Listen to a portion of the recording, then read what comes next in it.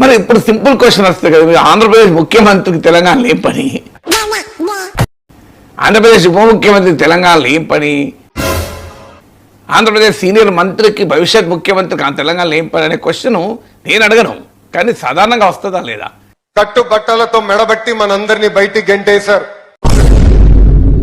అమరావతిలో పెట్టుబడులు పెట్టండి అని ప్రపంచమంతా తిరిగి ఆంధ్ర నాయకులు పిలిపిస్తుంటారు. కానీ విచిత్రం ఏంటంటే వీళ్ళు మాత్రం పెట్టారు ఇక్కడ పెట్టుబడులు. అదే మ్యాజిక్. ఫస్ట్ ఆంధ్ర నాయకులు ఈ డబుల్ స్టాండర్డ్ వదిలేయాలి. మీరే అమరావతిలో ఆసక్తి చూపెట్టకపోతే, మీరే పెట్టుబడి పెట్టకపోతే, మీరే పర్మనెంట్గా ఇల్లు కట్టుకోకపోతే, మీరే అక్కడ నివాసం ఉండకపోతే, ఎప్పుడోసారి హైదరాబాద్ వచ్చిన మీరు వీకెండ్కి హైదరాబాద్ వస్తే మీరు అమరావతి పేరు ఏం ప్రేమ చూపెట్టినా ఆడు ఉండలేరా? అమరావతి లేదు, తప్పే ఉన్నది. మోస్ట్ లివబుల్ సిటీ అమరావతి లాంటి సిటీస్ అవసరం అని చెప్పి కూడా మాట్లాడే పరిస్థితికి వచ్చారు.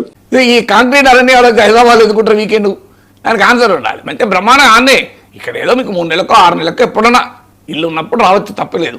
కానీ మీరు అక్కడే పర్మనెంట్ గా ఉండొచ్చు కదా, బ్రహ్మాండంగా ఉండే క్వశ్చనే లేదు. Amaravati future city, best city in the world. ఇలాంటి డైనమిక్ సిటీ ఎక్కడా ఉండదు.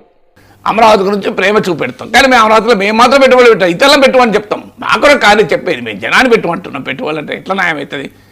Krishna water, fresh water.